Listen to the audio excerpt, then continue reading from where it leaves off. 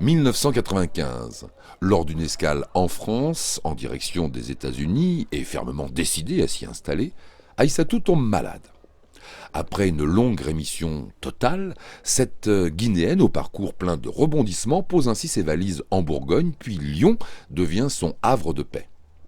Le hasard lui joue des tours dès son plus jeune âge. Ainsi, elle se voit placée au Sierra Leone sous l'aile protectrice d'une autre partie de sa famille guinéenne.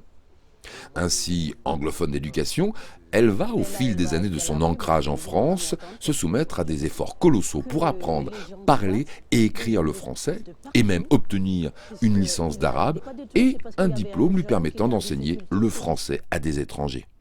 Le hasard a fait que je me suis installée en France suite à un mal-être que j'ai eu.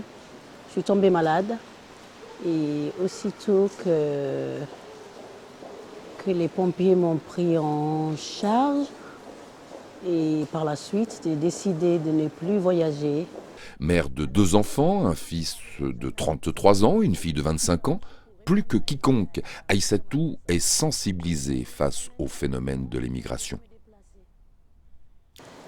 C'est quand même déplorable que nos jeunes traversent la mer aujourd'hui pour venir ici. Et on sait pourquoi. Quand chez toi c'est pas stable et que chez l'autre c'est stable, même si tu mangeras des miettes, au moins tu auras des miettes. L'instabilité ne permet pas la créativité. L'instabilité ne permet pas l'évolution de l'homme. Parce que tu seras toujours au premier besoin. Et quand on reste au premier besoin, le besoin qui est nécessaire pour le survie, on n'évolue pas. Et ceux qui viennent ici, ils souhaitent évoluer.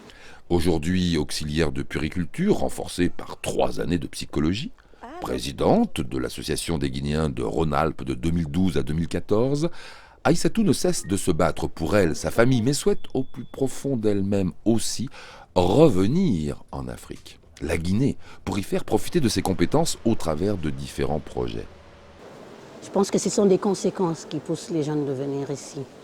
Et si nous, on est là aussi, c'est parce que aussi là-bas, c'est instable. C'est encore quand on a des compétences aussi, on sait que l'Afrique a besoin des personnes compétentes. Ce serait bien qu'on pense à rentrer et puis servir aussi l'Afrique. Tu as bien fait de poser cette question parce que c'est quelque chose que je nourris, que je nourrissais, que je nourris encore et je continue de nourrir parce que je pense que j'ai un devoir aussi vis-à-vis de l'Afrique. La fille d'Aïssatou, futur ingénieur, souhaite bâtir pour sa mère en Guinée une bibliothèque. En quelque sorte, une véritable boucle bouclée pour celles à qui les livres ont tellement contribué à se jouer du hasard. Alors, c'est qu'on regrette qu'on ne puisse pas aller s'installer. Et là, j'avance.